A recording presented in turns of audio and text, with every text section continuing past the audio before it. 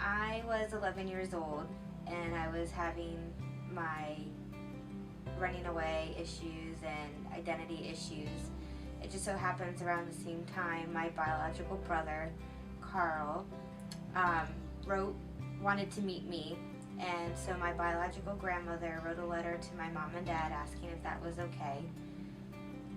My mom and dad felt that it was okay because they thought it would help me have closure with the issues I was having, and because I had a good place to go to express my feelings, because at that point I was seeing an adoption therapist, and that my adoption therapist would help me go through my feelings and emotions about, meeting someone that I was biologically related to.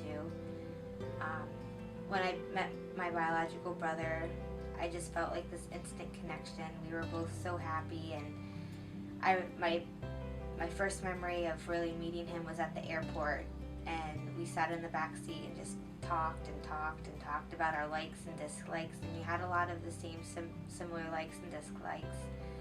When we went to Baltimore on a trip, we went to the ESPN Zone Center and we ate at the Hard Rock Cafe, and we ended up both ordering the same meal.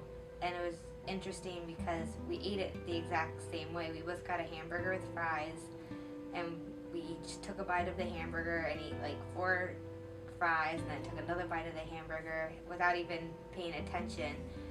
We also both stand on the sides of our feet when we're nervous, so it was nice to meet someone who did some of the same things I did, like not knowingly. And I found out later on in life, when I was 13, I went out there and I met my grandparents, my aunts and uncles, and my cousins, and my uncles do this side of the feet standing too when they're nervous.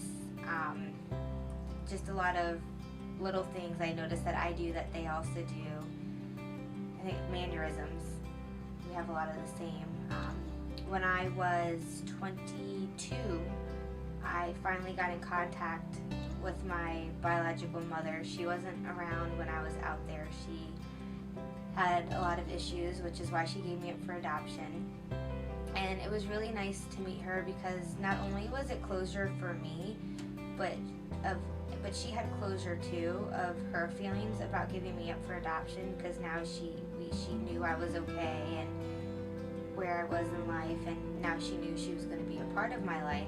And as for me, the closure was, this is the person who gave birth to me. I look exactly like her. This is crazy. I've never met someone that I've looked so much alike, because with being adopted, you don't usually look like the family you're adopted into. So it was really nice to be able to go out and look like someone and not have people second guess if we're related or not. So that was really nice, and I still talk to her to this day, and my parents are very happy that I've met them. They consider my biological family another extension of our family. They consider Carl like a son to them, and my biological family considers Danny like a son to them, and it's nice that I have this huge extension of a family. I have my biological family and my adoptive family, and I feel like I have the best of both worlds now.